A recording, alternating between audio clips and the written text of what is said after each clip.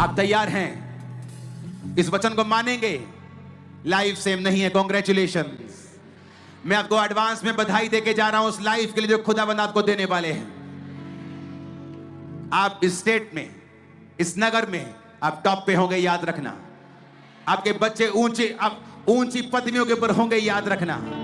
और आमीन ऊंचे वाला चाहिए चर्च। खुदावंद तेरे वचन के समय को जो तूने दिया है खुदावंद तेरे हाथों में सौंपते हैं।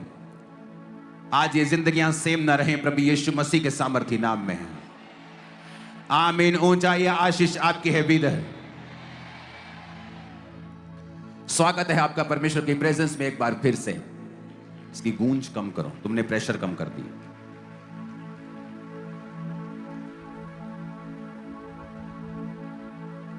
आपने कल का वचन सुना था, क्या आपने उसे फॉलो किया? अपने पड़ोसी से पूछो, क्या तूने फॉलो किया? और क्या तूने तौबा की? और क्या तूने यह फैसला किया कि तू परमेश्वर की ओर मुड़ेगा और अपनी जिंदगी को परमेश्वर के वचनों के अनुसार चलाएगा?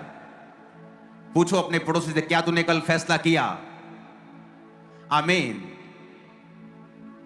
मैंने आपको कल बताया था कि परमेश्वर वो सारी नॉनसेंस आपकी लाइफ से खत्म कर देंगे जो शैतान ने आपकी जिंदगी में रची है। ये सब चीजें इनको हटा दो यहां से और सबको बैठा दो यहां से। पूरे वर्ड टाइम मुझे फुल कंसंट्रेशन चाहिए। ओके, हटा दो इस ड्रोन को यहां से और सिर्फ बैठकर वचन को सुनना है, क्योंकि अगर सुन लिया तो लाइफ सेम नहीं होगी। कल मैंने आपको बताया था कि परमेश्वर ने उस नॉनसेंस को नहीं रचा जो आज आप लोगों की जिंदगियों में देखते हो। परमेश्वर बीमारियों का रचन करता नहीं है। परमेश्वर दुखों को रचने वाला नहीं है। यह इंसान ने खुद पाप के द्वारा लिए हैं। आदम और हवा ने सिन के द्वारा इन सभी दुखों को और नॉनसेंस को अपनी जिंदगी में लिया है। कल मैंने आपको बताया था कि आपकी जिंदगी से वो नॉनसेंस खत्म होती है जब आप प्रभु यीशु मसीह को अपना उद्धारकर्ता ग्रहण करते हैं। और फिर से आदम और हवा के पास जो जीवन था, अनंत जीवन और बहुतायत का जीवन,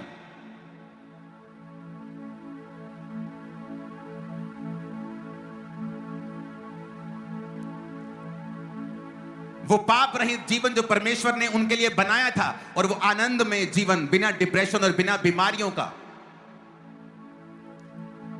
आप फिर से उसे हासिल कर सकते हैं। कैसे? जब आप प्रभु यीशु मसीह में अपने जीवन को फिर से खुदा को सौंप देते हैं और आप कहते हैं कि आप उसी तरीके के अनुसार चलेंगे जैसे आपको चलने के लिए बनाया गया था। प्रभु यीशु मसीह ने भी यही कहा है। उसने कहा, मेरे धर्म और राज्य की खोज कर, दुनिया की सब वस्तुएं तेरे पीछे पड़ के तुझे मिल जाएंगी।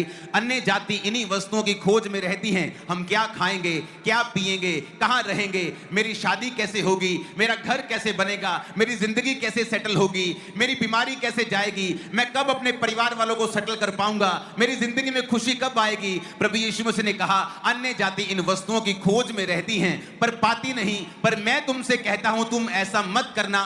इन वस्तुओं की खोज मत करना, तुम मेरे धर्म और राज्य की खोज करना।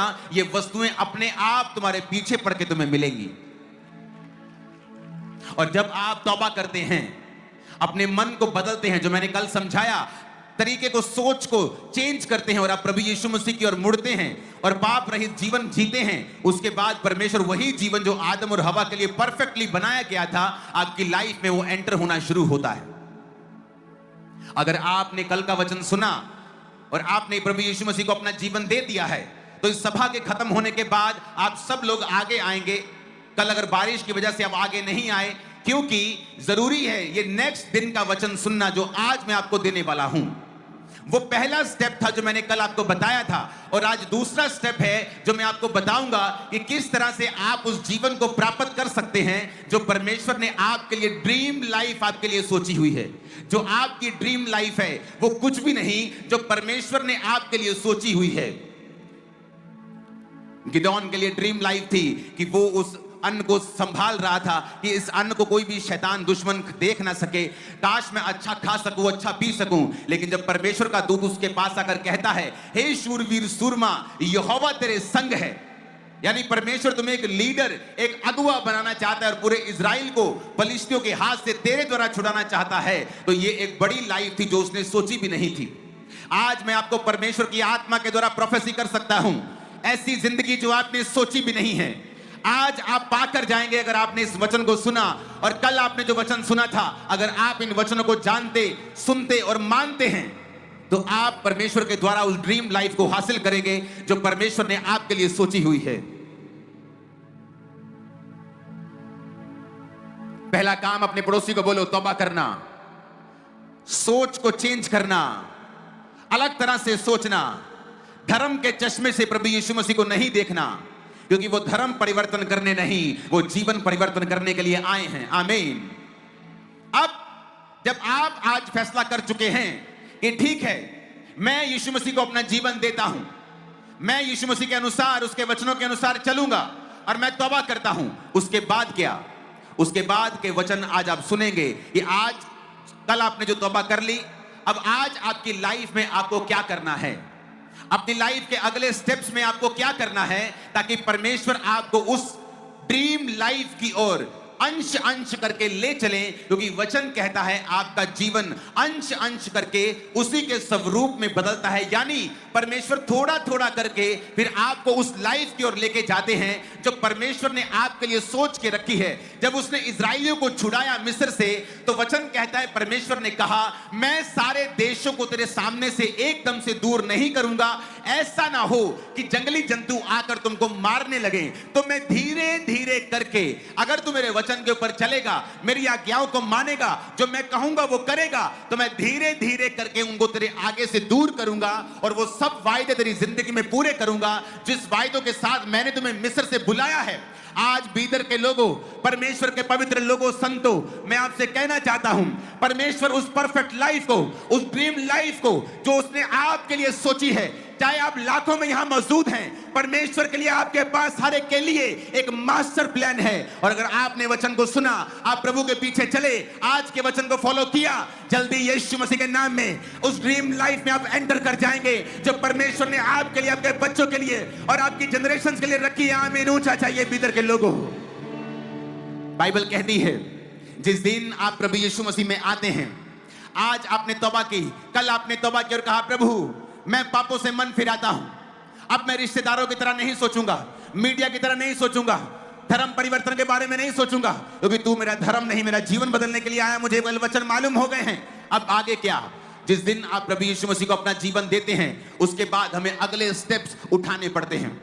अब हम पढ़ेंगे भजन संहिता 92 और प्रेरितों के काम 4, इन दोनों वचनों को हम पढ़ेंगे। और पहले हम भजन संहिता 92 उसकी 12 और 13 आयत को पढ़ेंगे। उसमें लिखा है, धर्मी लोग खजूर के समान फूलेंगे, फलेंगे, लबानोन के देवदार के समान बढ़ते ही रहेंगे।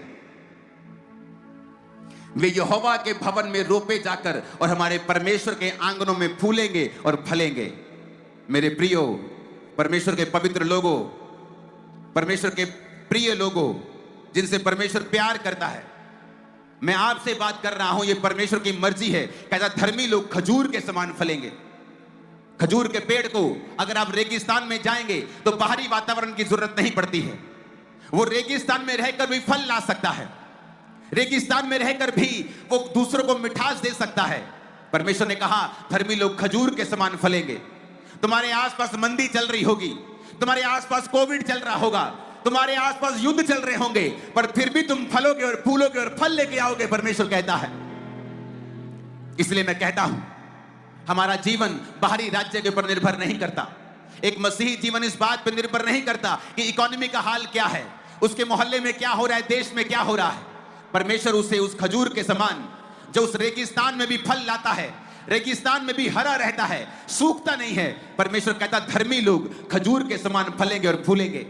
उसने दूसरा पेड़ का नाम क्यों नहीं लिया, खजूर का नाम क्यों लिया? अगर आप रेगिस्तान में जाएंगे, मैं दुबई में जब जाता हूं, मिडिल ईस्ट कंट्रीज में जाता हूं, वहां धूप होती है, हर चीज सड़ जाती है, रेत ही रेत होती है, पर आप देखो रेत के बीच में कहीं खजूर का पेड़ लगा है, वो फल भी दे रहा है, उसके पत्ते भी हरे हैं। इसलिए परमेश्वर ने खजूर के पेड़ का नाम आप लोगों के लिए लिया। ये कोई मायने नहीं करता तुम्हारे आसपास क्या हो रहा है, तुम्हारे फाइनेंस, तुम्हारी लाइफ में, तुम्हारे देश में, इकोनॉमी में, दुनिया में युद्ध चल रहे हैं, कोई मतलब नहीं। परमेश्वर कहता मुझे, अगर मैं तेरे साथ हूं और तू मेरी निगाह में धर्मी है तो तू खजूर के समान फलेगा और फूलेगा और देवदार के समान बढ़ता जाएगा।